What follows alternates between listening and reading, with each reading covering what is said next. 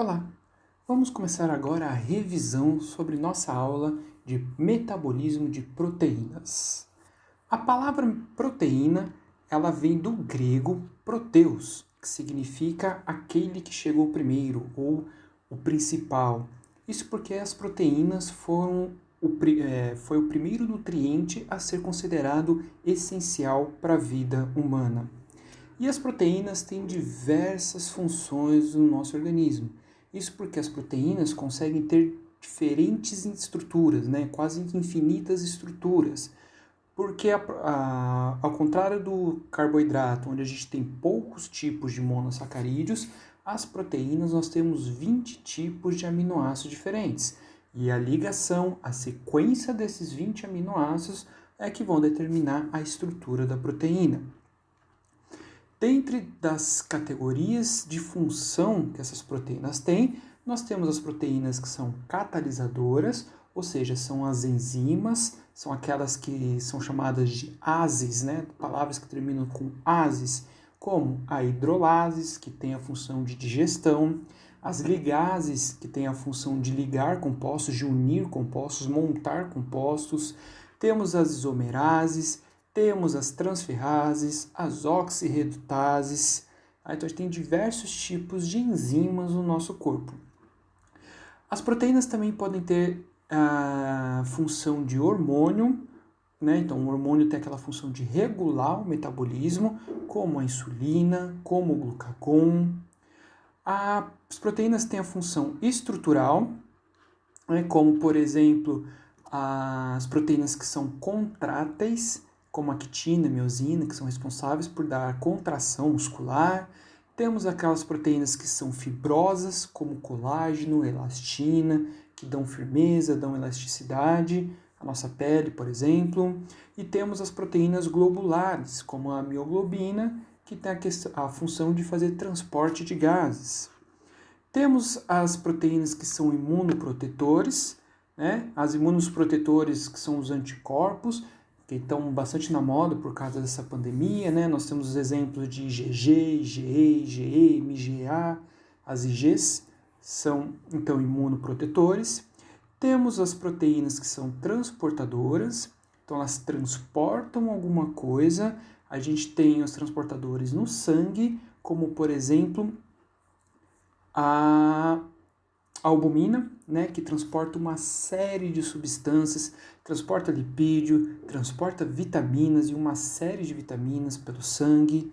Nós temos a ceruloplasmina, a gente tem a transferrina, A ceruloplasmina transporta cobre, a transferrina transporta ferro.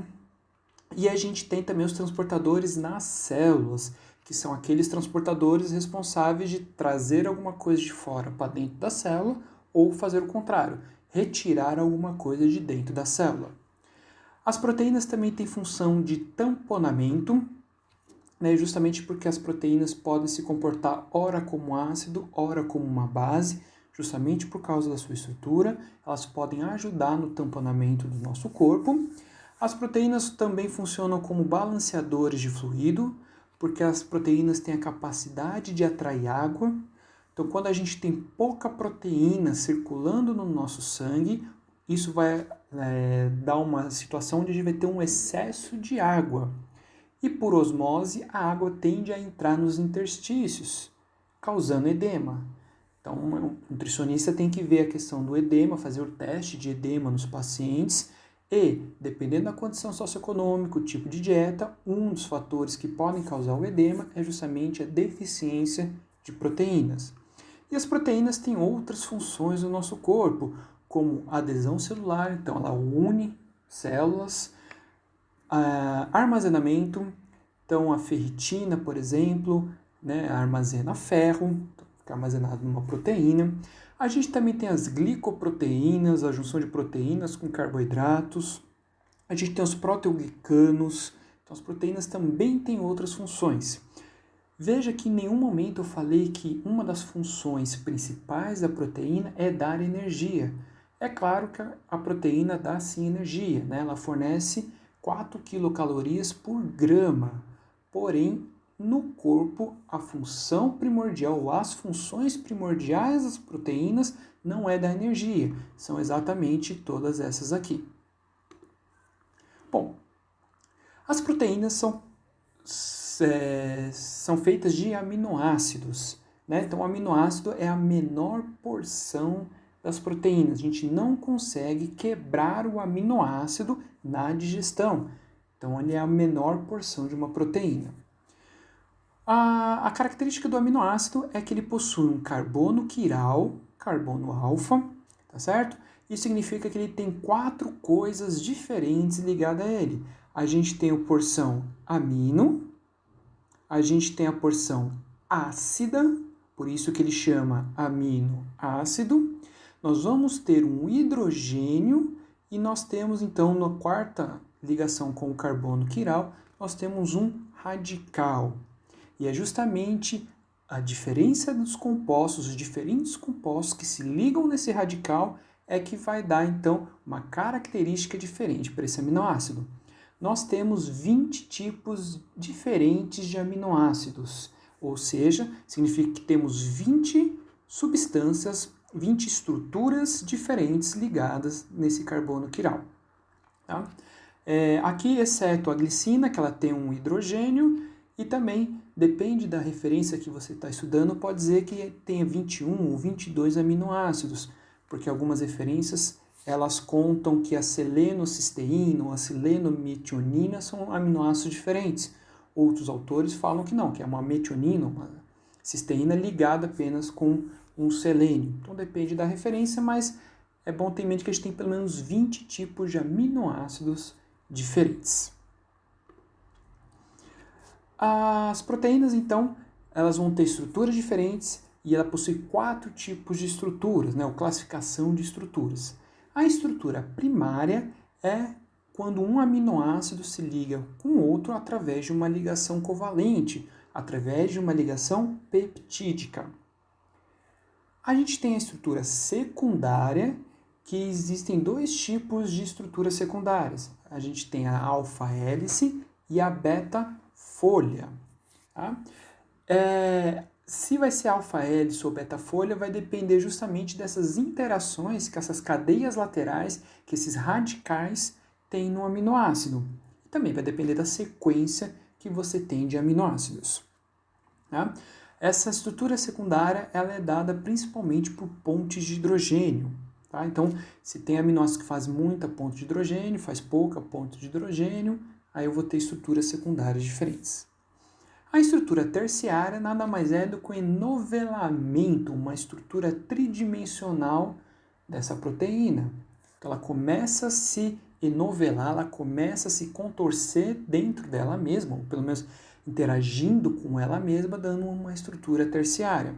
Essa estrutura terciária é dada também, novamente, pela interação das cadeias laterais, pela interação dos radicais que esses aminoácidos vão ter. Dessas interações a gente tem ponte de hidrogênio, interações hidrofóbicas, atração eletrostática e também pontes de sulfeto. Tá? Tudo isso acaba dando uma estrutura terciária. Algumas proteínas, na sua estrutura terciária, já têm função. Outras proteínas precisam da estrutura quaternária para ter função. A estrutura quaternária é quando eu tenho 2 estruturas terciárias interagindo entre elas. Aí eu tenho essa interação através de pontes de hidrogênio ou atração eletrostática. Aí a minha estrutura quaternária, junção de 2 proteínas no estado terciário, na estrutura terciária. Nutricionalmente, os aminoácidos podem ser classificados em essenciais, condicionalmente essenciais ou não essenciais. Aqueles aminoácidos essenciais são aqueles que o nosso corpo não sintetiza, ou seja, nós temos que buscar através da alimentação. Os condicionalmente essenciais são aqueles aminoácidos que o nosso corpo sintetiza, porém, dependendo da condição metabólica que o nosso corpo está, essa quantidade não é suficiente para suprir a demanda. Então a gente também precisa buscar na alimentação, mas é durante uma fase. Por exemplo, numa gestação, se a gente está com uma queimadura, a gente tem um aumento da necessidade proteica, Então, a quantidade desses aminoácidos sintetizados não são suficientes. É só nessa condição. A gente passou dessa condição, a gente continua a produzir os aminoácidos em quantidades normais para o uso. E aqueles aminoácidos não essenciais são aqueles que o nosso corpo vai sintetizar independente da condição. A digestão das proteínas, né? Como toda digestão começa na boca, na verdade, das proteínas não começa na boca. É claro que a mastigação na boca, ela ajuda porque ela quebra o alimento em pedaços menores, que vai facilitar a digestão mais para frente. Mas na boca não tem digestão porque na boca não tem secreção de enzimas digestórias. Então a gente não faz digestão de proteínas na boca. Agora, a gente deglute esse alimento vai para o estômago. Aí sim, o estômago secreta o ácido clorídrico. E o ácido clorídrico tem a função, uma das funções é desnaturar a proteína. Então é quebrar a estrutura quaternária, terciária e até secundária das proteínas. Com isso eu exponho mais os aminoácidos pela ação enzimática. Então, uma das funções do ácido clorídrico é justamente desnaturar, você acaba abrindo a estrutura da proteína, deixando então ela mais aberta, você tem uma maior ação das enzimas. Outra função do ácido clorídrico é ativar o pepsinogênio. Então, o estômago secreta a enzima digestória na sua forma inativa. E isso tem um porquê. Se a célula armazena a célula ativa, essa enzima vai começar a degradar a própria célula. A célula, ela enxerga ligação, ela não enxerga se ela está dentro de uma célula ou se ela está enxergando um alimento. Então, essas células são produzidas e armazenadas na sua forma inativa. Quando ela é secretada no meio do estômago, né, no lume do estômago, o ácido clorídrico transforma o pepsinogênio na sua forma ativa, que é a pepsina. Tá? O ácido clorídrico também, ele quebra as estruturas terciárias, quaternárias, ela quebra as pontes de hidrogênio do pepsinogênio, aí você vai ter uma mudança de conformação do pepsinogênio dessa proteína, aí a proteína, quando muda de conformação, ela se torna ativa, você expõe os sítios de ligação dessa enzima. A característica do pepsinogênio é que ele tem baixa especificidade. Isso significa que ele consegue quebrar as ligações peptídicas de vários aminoácidos, entre vários aminoácidos. Tá? Então ele não tem preferência entre aminoácidos ácidos ou aminoácidos básicos, aromáticos, polares ou apolares. Ele normalmente acaba quebrando a ligação peptídica entre dois aminoácidos quaisquer. E como produto final dessa digestão no estômago, a gente vai ter então polipeptídeos, ou seja, proteínas ainda relativamente grandes, oligopeptídeos, proteínas pequenas e também aminoácidos livres se a pepsina conseguir quebrar no início da ligação. Continuando o processo de digestão, então o quimo sai do estômago, vai para o intestino delgado, aonde o pâncreas libera lá pelo esfíncter de Oddi uma série de proteases que vão ajudar na digestão. Lembrem que é no intestino onde ocorre a maior parte da digestão, não é no estômago. Então, no estômago você tem sim um pouco de quebra de proteínas, mas é no intestino, no duodeno, começando no duodeno, é onde você tem a maior parte da digestão de proteínas. As proteases, elas têm muito mais atividades e um dos fatores é justamente a questão do pH. Né? O pH do intestino, ele é neutro, beirando para o básico, o que você ajuda a ação enzimática. O pH no estômago, ele é ácido, o que atrapalha bastante a ação enzimática. O pâncreas também libera suas enzimas nas suas formas inativas, né? Como proenzimas ou zimogênios, significa enzimas inativas. A primeira enzima, ou uma das mais importantes que a gente tem, é o tripsinogênio. O tripsinogênio, ele é lançado então no duodeno e ele é ativado por uma enteropeptidase que fica na borda em escova do enterócito. Então, a partir do momento que o tripsinogênio entra em contato com a borda em escova do enterócito, uma enteropeptidase ativa o tripsinogênio em tripsina. Então, a forma ativa do tripsinogênio é a tripsina. Essa tripsina, ela pode já começar a digerir a proteína ou ela também tem ação em outro tripsinogênio, gerando a tripsina. E essa tripsina pode ir para uma proteína ou ativar outro tripsinogênio. Então, a função da tripsina é fazer digestão e também ativação das enzimas digestórias. Tá? A tripsina, ela tem uma predileção, ela quebra ligações peptídicas em aminoácidos adjacentes a aminoácidos básicos. Então, ela vai quebrar a ligação peptídica ao lado dos aminoácidos básicos. Depois, a gente tem o quimiotripsinogênio. E o quimiotripsinogênio, ele é ativado pela tripsina. Então, a tripsina, além de fazer digestão de proteínas, além de ativar outros tripsinogênios, a tripsina também ativa a quimiotripsina.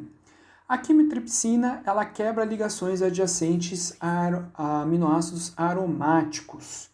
Tá? Ele também consegue identificar o aminoácido metionina, asparagina e histidina e quebra as ligações adjacentes, ligações ao lado desses aminoácidos. A gente tem a procarboxipeptidase A e a procarboxipeptidase B. Essas duas enzimas são ativadas também pela tripsina. Né? E essas carboxipeptidases, elas quebram na porção terminal C, liberando aminoácido. Então, lembra que uma proteína eu vou ter de um lado terminando com C, ou seja, terminando com aquele C dupla OH, terminando com a parte ácida, e do outro lado da proteína, a gente vai começar, né, vai terminar com a parte do amino. Tá? As carboxipeptidases, elas conseguem quebrar, então, sempre na ponta do terminal ácido, do aminoácido. Então, a função dela é liberar os aminoácidos na forma livre. Ela não quebra no meio, ela quebra só na ponta.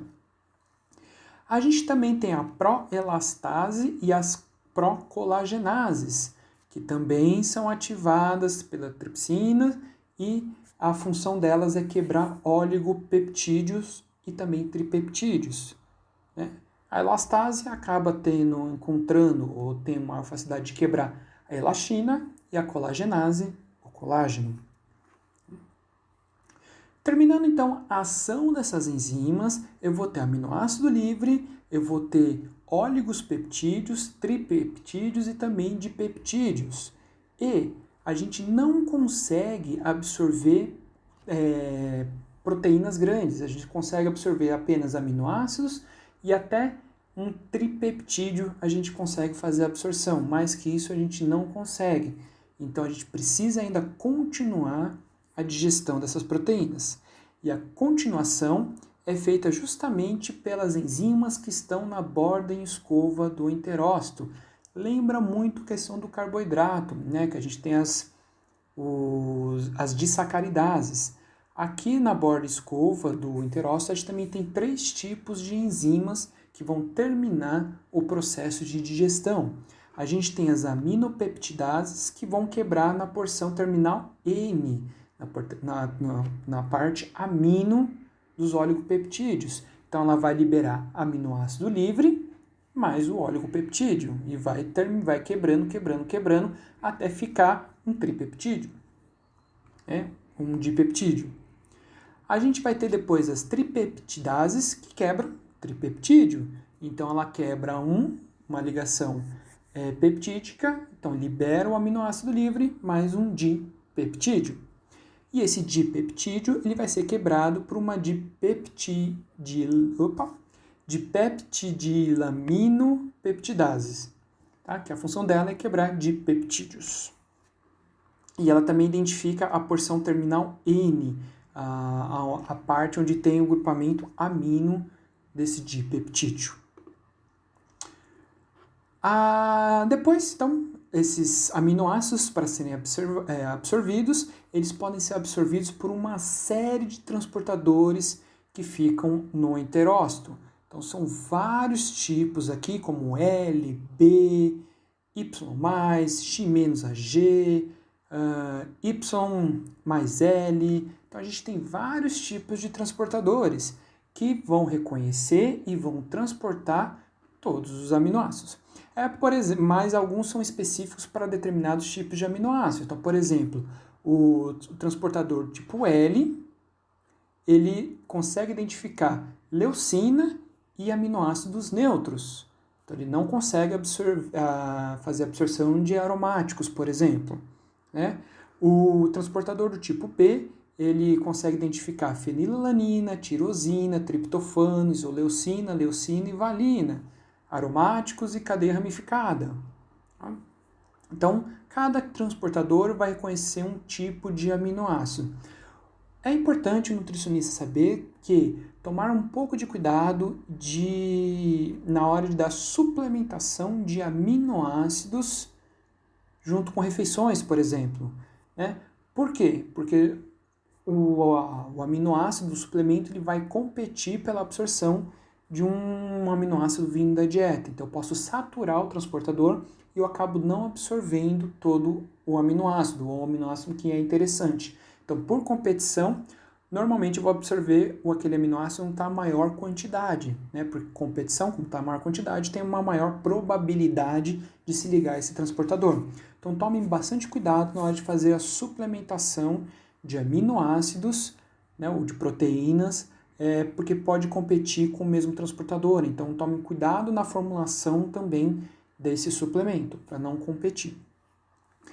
A gente, como eu acabei de falar, a gente tem vários tipos de transportadores, mas a gente tem duas classes de transportadores. Aqueles que são dependentes de sódio e aqueles que são independentes de sódio. Aqueles que são dependentes de sódio precisam que o sódio se ligue a ele. É bem parecido o processo com aquele transportador de glicose e galactose, né, que precisa também, ele também é sódio dependente. Então, o que vai significar? O sódio se liga no transportador, ele muda a conformação desse transportador e deixa ele com maior afinidade ao aminoácido que ele vai fazer o transporte. Então, e junto eu acabo absorvendo o sódio também. Então, essa célula depois tende a jogar esse sódio para fora e ativa normalmente uma bomba de sódio e potássio para isso. Lembre que não é interessante acumular sódio dentro de uma célula, porque o sódio atrai água e essa célula pode inchar de tamanho até sofrer uma lise pelo excesso de água. Então, a célula acaba jogando esse sódio para fora. Como eu falei, a gente não absorve somente aminoácidos livres, a gente consegue também absorver um dipeptídeo, no máximo ali um tripeptídeo, mais que isso a gente não consegue absorver. A gente absorve esses peptídeos através de um transportador específico, único para eles, que é chamado de PEPT1, ou Peptídeo Transporter 1. Esse PEPT1, esse transportador de peptídeo, ele é dependente do hidrogênio, do próton hidrogênio. Da mesma coisa, o hidrogênio vai se ligar nesse transportador, vai mudar a conformação dele, vai deixar ele com maior afinidade ao peptídeo e na hora vai jogar os dois para dentro da célula. Então vai fazer a absorção do peptídeo e também do hidrogênio. Só que o hidrogênio também não é interessante ele se acumular dentro da célula, porque o hidrogênio ele deixa o meio ácido, né? Então ele faz o pH ficar mais baixo, ele fica o meio intracelular ele fica ácido. Então, como não é interessante, essa célula vai jogar esse hidrogênio para fora e ela joga através de uma bomba de sódio hidrogênio. Então ela joga o hidrogênio para fora e joga o sódio para dentro. Novamente, não é interessante que o sódio se acumule. Então, essa célula vai jogar para fora esse sódio através de uma bomba de sódio e potássio. ou seja, eu tenho gasto de energia. Esse peptídeo que foi absorvido, aí sim ele vai ser quebrado em aminoácido livre por enzimas que tem dentro do enterócito. Bom, os aminoácidos, então, que foram absorvidos, eles sofrem uma série de processos dentro do enterócito. Então, parte do aminoácido absorvido não é jogado na corrente sanguínea, ele fica para o enterócito. Por quê? O enterócito utiliza o aminoácido como substrato energético, como fonte de energia. Além disso, o enterócito ele pode usar esses aminoácidos para fazer proteína estrutural. Ele pode utilizar esse aminoácido para fazer nucleotídeos e junto com proteínas estruturais pode sofrer mitose, formando um novo enterócito. Essa proteína ela pode ser colocada para ser sintetizada uma apoproteína. Essa apoproteína a gente vai ver na aula de lipídios, a importância dela, mas ela é ligada às lipoproteínas e ajuda no transporte de lipídios pelo sangue. E também vão funcionar como receptores, né, vou ativar receptores de algumas células. O enterócito pode utilizar para fazer as enzimas digestórias, aquelas enzimas, aquelas peptidases que ficam na borda da escova, são enzimas. Então precisa de aminoácido para isso. Então ela pode utilizar esses aminoácidos que ela está absorvendo. Ela pode fazer hormônio. Lembra que o intestino secreta hormônios.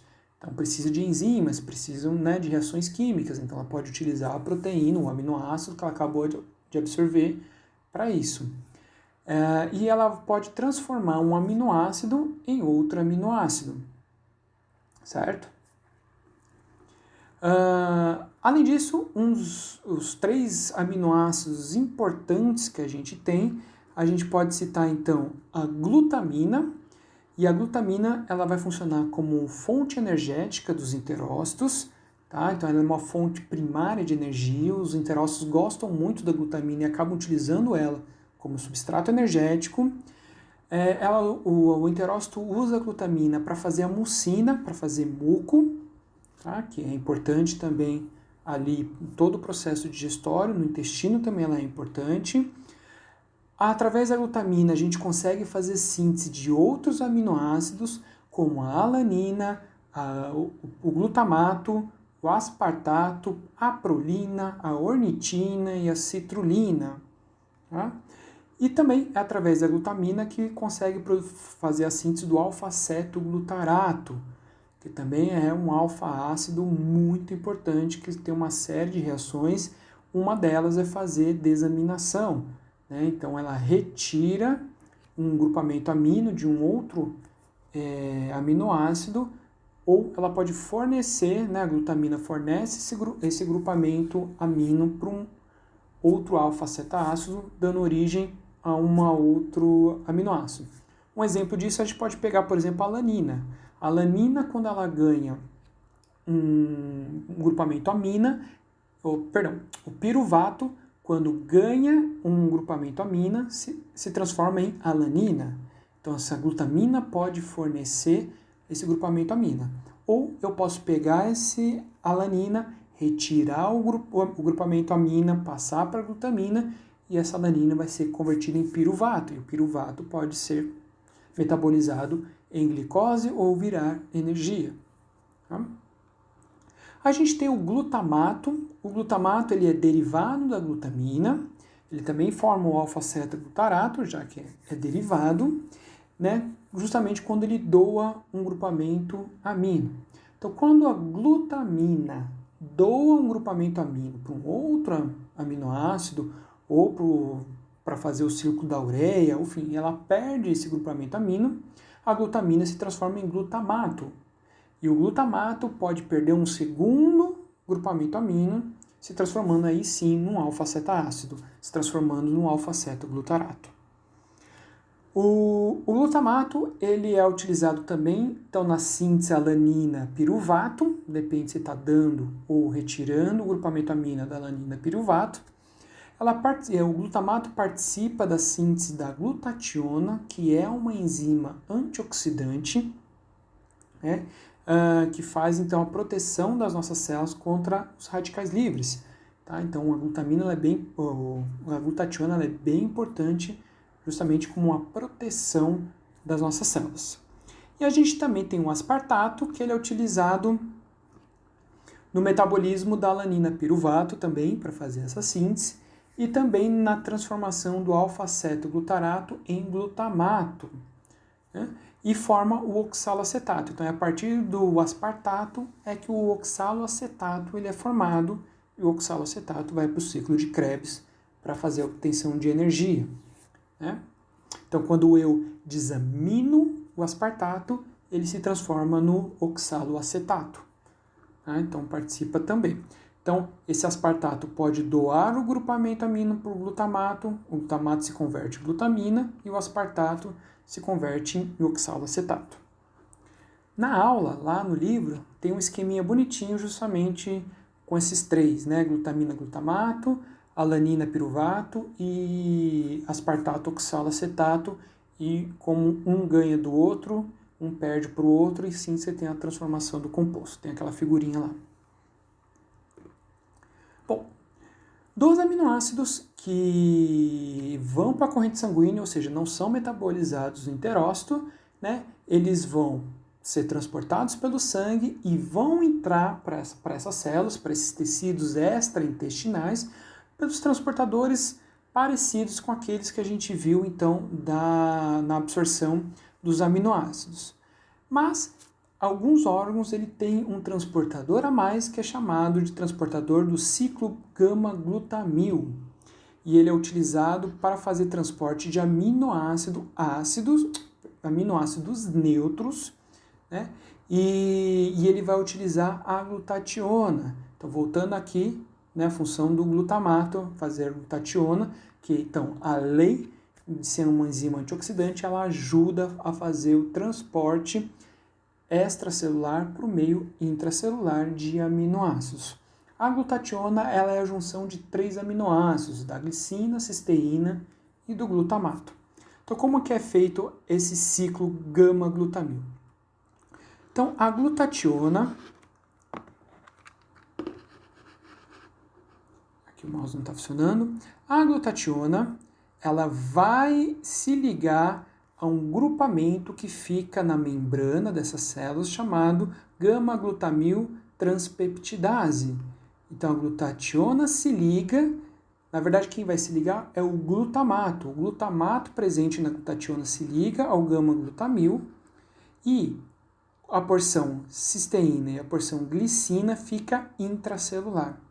Quando essa ligação do glutamato é feita com gama-glutamil transpeptidase, a porção cisteína-glicina ela é ejetada e dentro da célula a cisteína-glicina ela é quebrada, transformando em glicina livre e cisteína livre.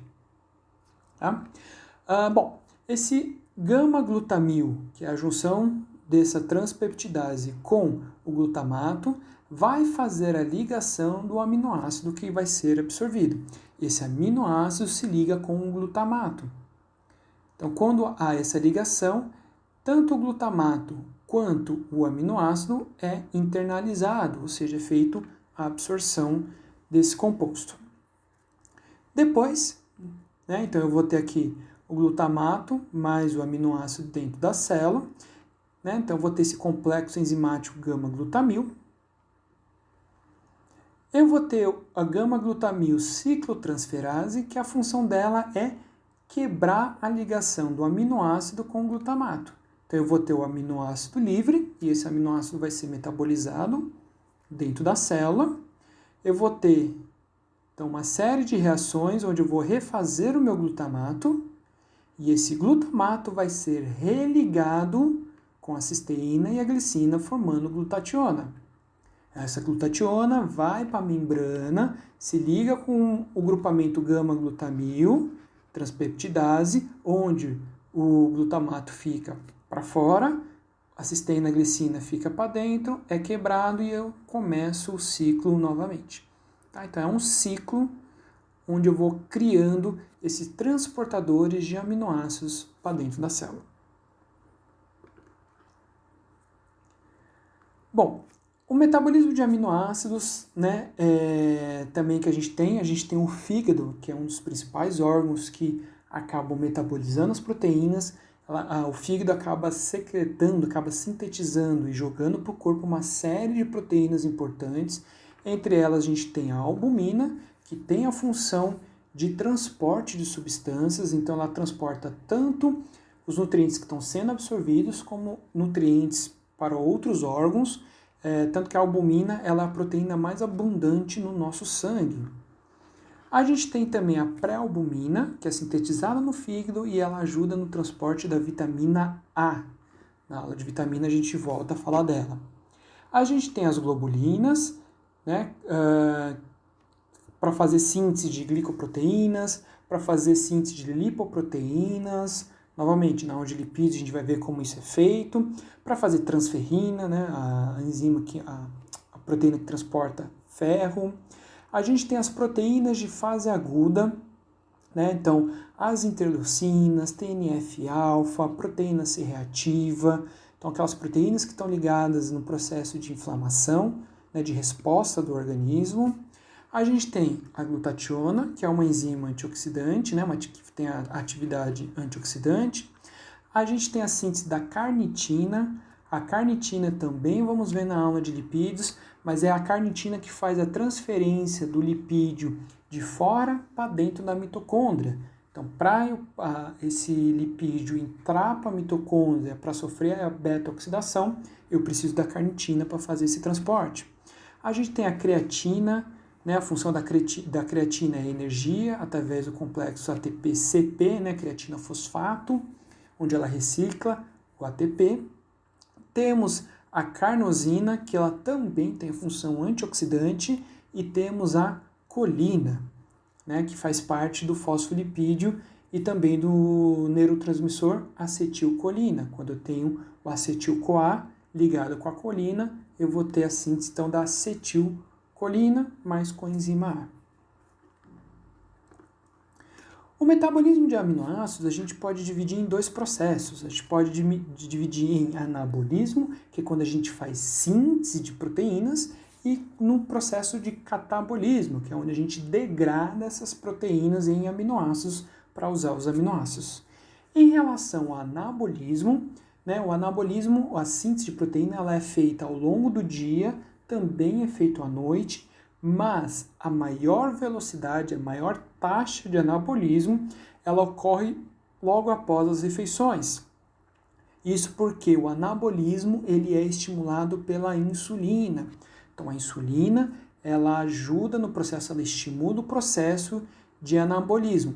Ainda mais porque a insulina ela estimula os transportadores A, ASN e N a captarem mais aminoácidos para dentro da célula. A insulina também inibe a oxidação lipídica, tá? E também vai estimular a síntese proteica. O aminoácido leucina, ele também vai estimular a síntese proteica, porque ela estimula a mTOR. A gente vai estudar mais isso lá na disciplina de nutrição esportiva, né? Quando a gente quer fazer ganho de massa magra, a leucina vai ajudar. Ela acaba estimulando a mTOR a produzir mais proteína e com isso a gente tem o anabolismo do músculo. Então tem ganho de massa magra. Em relação ao catabolismo, ele acontece em períodos de jejum. Como eu falei, a noite é um período de jejum, a gente não está comendo. Tem anabolismo, mas ela é uma velocidade menor quando comparado pós-refeição, tá? O anabolismo, a quebra da proteína, ele é estimulado pelo glucagon, uma vez que o glucagon ele é secretado quando a gente tem uma condição de baixa quantidade de glicose. Então, quando a baixa quantidade de glicose estimula, então tem a síntese do glucagon, o glucagon estimula a quebra da proteína em aminoácido para esse aminoácido ser convertido em energia. Lembra que a proteína, o aminoácido, ele é a base para a síntese de piruvato, oxalacetato, também de succinil-CoA, né, de substâncias que estão ali presentes no ciclo de Krebs, que estão presentes na obtenção de energia. E também o cortisol, que é um hormônio do estresse, ele também vai estimular a perda de proteína. A gente vai ver mais o cortisol e a função dele com as proteínas na aula de metabolismo de jejum e pós-alimentação, e também do estresse, que não é a próxima aula de lipídios, é a próxima aula ainda dentro desse bloco 3. A gente vai ver o ciclo, alimentação, jejum e também do estresse. O cortisol é bem importante nisso.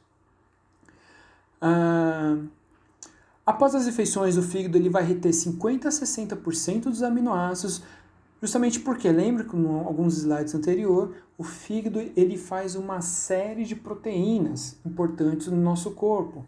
Então ele acaba utilizando esses aminoácidos, ele vai quebrar, e também o fígado acaba utilizando algumas proteínas como substrato energético. Então ele vai quebrar, vai fazer catabolismo dessas proteínas, né? Então o fígado ele faz síntese de compostos nitrogenados, então tudo que tem nitrogênio acaba saindo também do fígado. Ele faz a gliconeogênese, né, estimulada então, por exemplo, pelo glucagon. Ele também faz o ciclo da ureia, então para jogar o nitrogênio fora, né? O ciclo da ureia é importante porque o nitrogênio ele é tóxico para o nosso corpo, né? E como eu falei, cerca de 50% da energia do fígado ele é proveniente das proteínas. Então o fígado cataboliza também bastante as proteínas. E para isso é preciso fazer aquele processo de desaminação, que é quando eu retiro o grupamento amino, ou transaminação, que é quando eu transfiro um grupamento amino de um aminoácido para outro, de uma substância para outra. Isso é importante lá no ciclo da ureia e também é importante naquele ciclo da glutamina, como eu comentei. Com isso eu vou ter geração de alfa-cetoácido e esse alfa-cetoácido pode virar energia, né, por exemplo. Bom, a revisão é mais ou menos essa, né? Lembrando novamente que esse vídeo, o intuito dele é revisão, então não tem muitos detalhes, os detalhes estão na aula, que estão disponíveis para vocês. Espero que tenha ajudado e bons estudos para vocês.